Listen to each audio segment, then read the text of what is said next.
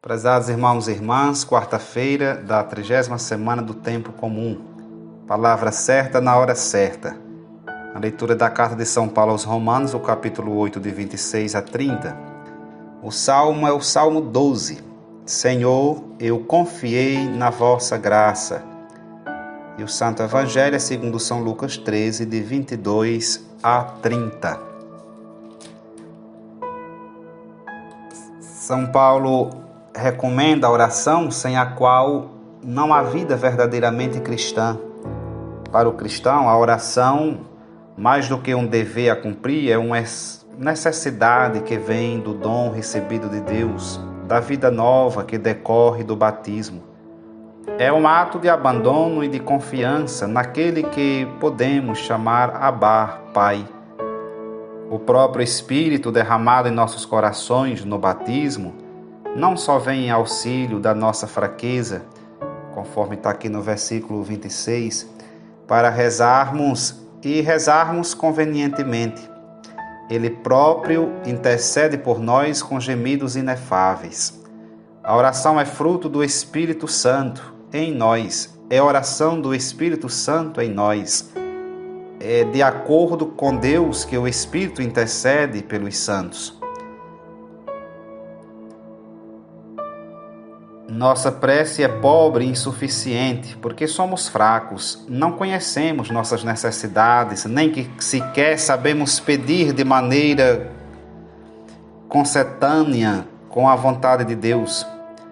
Em nós habita, porém, o Espírito Santo de Deus, que com sua inspiração e ajuda, intercede e ora por nós em linguagem humanamente intraduzível, mas compreensível ao Pai, a fim de que possamos atingir plenamente nossa filiação divina. Temos, pois, dois intercessores diante do Pai, Jesus, o único mediador, e o Espírito, o outro consolador. O Santo Evangelho nos apresenta a quarta etapa da subida de Jesus para Jerusalém, que vai atravessando cidades e povoados, ensinando e prosseguindo seu caminho. E é interrompido por alguém que lhe pergunta sobre os que se salvam, se de fato são poucos. E Jesus, como sempre, não dá resposta direta. Ele diz que a porta de entrada na salvação é estreita, que é preciso se esforçar para entrar e que muitos não conseguirão entrar depois que ela for fechada. E fica claro na sua explicação que não basta certa familiaridade com a linguagem cristã e eclesial ou certa frequência na igreja. O único critério decisivo são as obras. Cristo, Jesus nosso Senhor, nos reconhecerá através dessas obras. A imagem do banquete escatológico, tão presente aqui nesse texto do Evangelho, em que participam todos os povos da terra, manifesta a salvação oferecida a todos os homens e acolhida por muitos pagãos.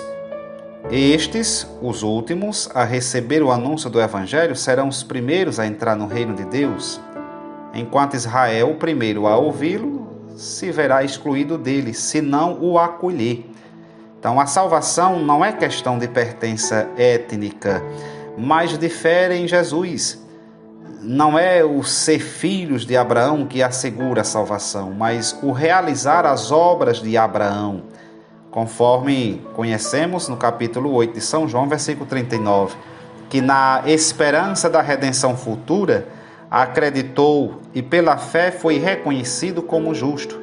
São Tiago registra isso no capítulo 2, versículo 23. Rezemos a oração do mês missionário. Deus Pai, Filho e Espírito Santo, comunhão de amor, compaixão e missão, nós te suplicamos, derrama a luz da tua esperança sobre a humanidade que padece a solidão, a pobreza, a injustiça agravadas pela pandemia. Concede-nos a coragem para testemunhar com ousadia profética e crendo que ninguém se salva sozinho, tudo o que vimos e ouvimos de Jesus Cristo, missionário do Pai. Maria, Mãe missionária, e São José, protetor da família, inspirem-nos a sermos missionários da compaixão e da esperança. Amém. São